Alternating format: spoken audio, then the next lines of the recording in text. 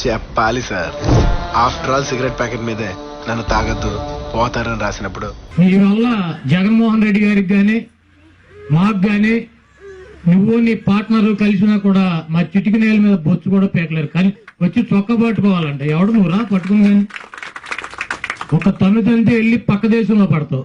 వచ్చి పట్టుకో మగాడు అయితే దమ్ముంటారా? నా అలాంటోడు నన్ను కేలకద్దు చేస్తారు అని చెప్పపోతే అలా ఎవరిని భయపెడతావు? జన సినిమానా నువ్వు తనగానే 10 మంది ఎగిరిపోటాకి పిచ్చ మాటలు విమర్శించు.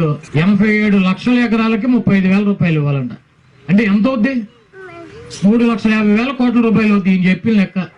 ఈ రాష్ట్ర బడ్జెట్ ఎంత, ఆదాయం ఎంత, పిల్లలకో లేదా తల్లులకో, హాస్పిటల్స్ కో, స్కూల్స్ కో, ఇటన్నిటికీ ఉద్యోగస్తులకి జీతాలు పోను ఎంత మిగులుద్ది?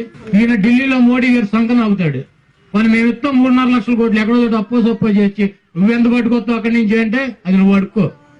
ఈయన వచ్చి మమ్మల్ని అడుగుతాడు చొక్కా పట్టుకుని. ఏదోటి ఆయన పార్ట్నర్ స్క్రిప్ట్ రాసి ఇవ్వగానే ఈయన అది పట్టుకుని వచ్చేసి చదవటం. పిచ్చోడు అనుకుంటారని కూడా లేదు. ప్యాకేజీ తీసుకోవటం, మనకేమొచ్చిందన్న తప్పించి రైతులకి ఏమి పిచ్చేమన్నది లేదు. ఆయన ఇష్టం వచ్చినట్టు ఆయన విమర్శలు చేస్తాడు, ఆయన ఇష్టం వచ్చినట్టు ఆయన తిడతాడు. 87,000 కోట్ల రూపాయలు అప్పులు రద్దు చేస్తానని చెప్పి మరి వీళ్ళందరూ కలిసి ఎన్నికల ప్రచారంలో పాల్గొన్నారు. చంద్రబాబు నాయుడు, పవన్ కళ్యాణ్ గారు వీళ్ళందరూ. మరి ఈయన ఎందుకని ఆ రోజు చంద్రబాబు నాయుడు చొక్కా పట్టుకోవాలా?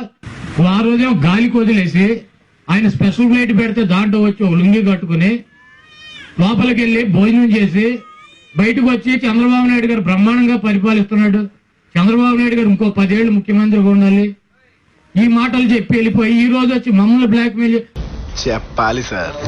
ఆఫ్టర్ ఆల్ సిగరెట్ ప్యాకెట్ మీదే నన్ను తాగొద్దు పోతారని రాసినప్పుడు నా అలాంటోడు నన్ను కేలకద్దు చేస్తారు అని చెప్పపోతే అలా